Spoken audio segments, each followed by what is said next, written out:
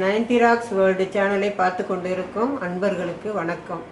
இப்போ நம்ம துளசியை வச்சு சின்ன குழந்தைங்களுக்கு ஏற்படும் சளியை எப்படி சருகட்டுறதுன்னு பார்க்க போகிறோம். வாங்க பார்க்கலாம்.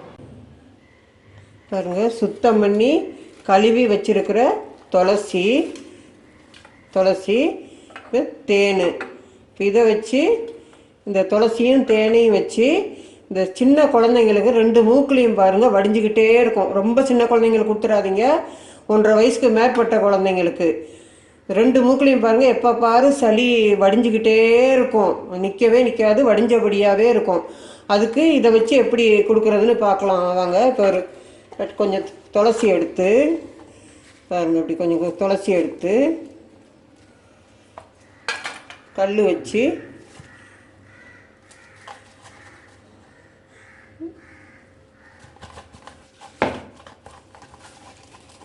இப்படி நச்சு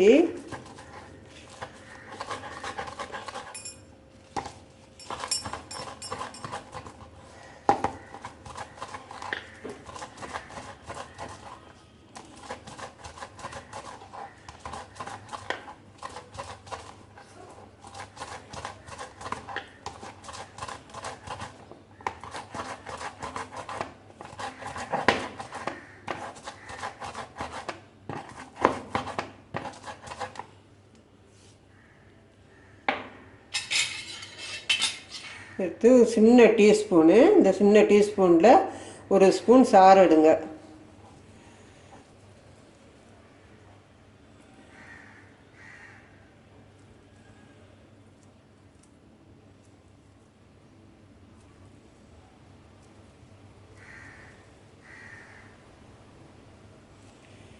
இப்படி 1 ஸ்பூன் சாறு எடுத்து விட்டு இப்போ அதே அளவு தேன்,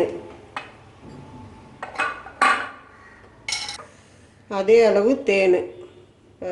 அளவு தேன் எடுத்து ரெண்டையும் நல்லா இப்படி நல்லா கலந்துட்டு காலையில் வெறும் வயிற்றுல கொடுத்துக்கிட்டு வந்தீங்கன்னா அந்த சளி நிரந்தரமாகவே சோமாயிடும்.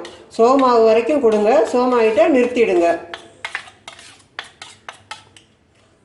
அடுத்து இப்படி பார்ப்போம். ஒரு டம்ளர் எடுத்து கொஞ்சம் துளசியை இப்படி இவ்வளோ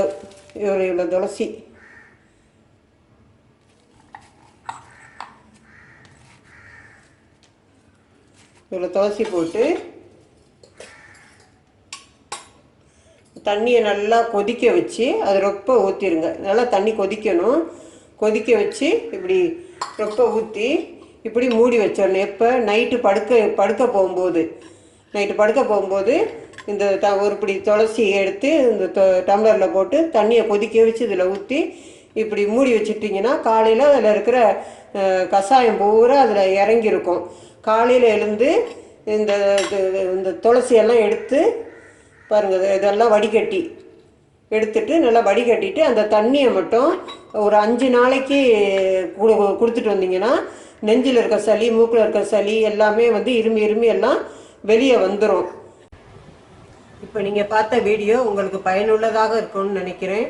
சப்ஸ்கிரைப் பண்ணாதவங்களாக இருந்தால் சப்ஸ்கிரைப் பண்ணுங்கள். பக்கத்தில் இருக்க பெல் பட்டனையும் ப்ரெஸ் பண்ணிடுங்க.